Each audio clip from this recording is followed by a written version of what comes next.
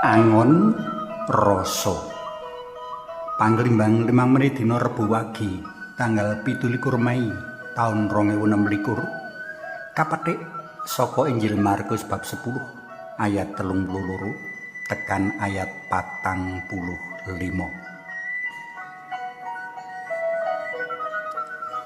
Budaya Jawa ngemot maneka kautaman urip kang menawa katindakake kanthi becik bakal aweh sumbangan pangaji kanggo katentremaning urip bermasyarakat. Salah siji saka kautaman mau yaiku sikap angon rasa. Angon rasa tegese ngendhaleni rasa rumangsa, sawijining kupiya ngemunah ati lan pikiran amrih tetep seimbang, empan papan lan jaga kasalarasan jroning pasrawungan. Angon rasa ngemot sawetara perkara, sepisan pangendalen diri, tegese nahan pepinginan diri pribadi, uga rasa pangrasa ora prayoga karben ora gawe pituna diri pribadi lan wong liya. Empati tegese tanggap tumrap kahanan batin wong liya alias tepa selira. Katelu, migunakake rasa ora grusah-grusuh kanggo nanggapi kahanan sacara wicaksana. Santo Markus sing waosan dina iki aweh peseksen bab ke-10 murid dalam Gusti Yesus kang njreneni Santo Yohanes lan Santo Yakobus kang saja ora bisa angon rasa. Rikala Gusti Yesus lagi mecakake nangsipe kang bakal ngres lan ngenes kebak ing panandang lan kasangsaran.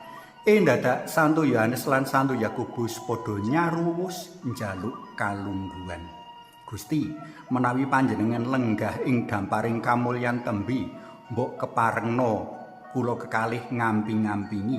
Setunggal lenggah ing sakiwa dalem, setunggal lenggah ing satengen dalem. Mesti kang binayang ing pikiran murid sakloron kahanan urip mulya apa-apa ana lan sakeh kabutuhan linadenan para abdi. Kaya kang katindakake murid 10 marang wong-wong kang ora empan papan angon rasa kaya mengkini iki, wong muntap nesune lan muring. Boro-boro sidhem kumakelu negakake Gusti gurune kang minangka manungsa mesti isi ana rasa ngedap lan nitir atine ngadepi kasangsaran. Lah kok murid kaloro malah amung mikir kabutuhane dhewe, ndronjol-ndronjol njaluk kalungguhan. Nanging Gusti Yesus ora mengkono, panjenengane lumrah angon rasa. Mula Gusti Yesus sadar menawa para murid mono isih manungsa lumrah sekeng kang kejaba kurang tanggap kahanan, uga asring nglalekake subasita. Timbang duka luwih becik dipernahake amrih prayoga. Mula Gusti Yesus malah mbabar piwulang kang banget wigati tumrap para pendherek dalam Gusti, mligine kang nembe kasampiran jejiban minangka panggedhi utawa pemimpin. Ora mengkono kudune kowe kabeh rikala kadhapuk dadi pemimpin. Kowe kudu tumindak minangka tukang ladi utawa pelayan. Kudune sawijining pemimpin Katolik bungah lan mongkok ati marga kasil gawe bungah lan kabecikaning liyan. Jer pelayan mono akeh-akeh padha angon rasa amrih ora kadukan ing bendoro. Para tresna lan kinasih, rikala pepinginan wis ngontok-ontok kanggo kawetokake ing tembung, wong asring kelangan pengamatan diri. Timbalan padinan kita dina iki yaiku sinau nuwun ngrembakake lan olah sikap angon rasa. Percaya wong kang angon rasa uripe luwih piguna mring pepadha, atine semeleh saengga ndadekake liyan kerasan srawung.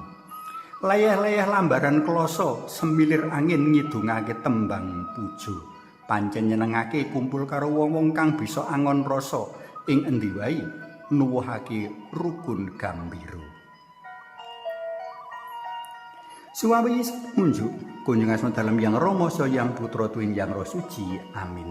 Gusti Yesus kawula munjuk sembah nuwun awit kekeran lan tulodo sikap angon raos ingkang panjenengan babaring dinten menika. Kawula pitados pilih namung tiang-tiang ingkang saged angon raos kemawon ingkang badhe dados pemimpin-pemimpin tintresnan selaras karso paduka. Amin. Kunjung asma dalam yang Rama so yang Putra tuwin yang Roh Suci. Amin.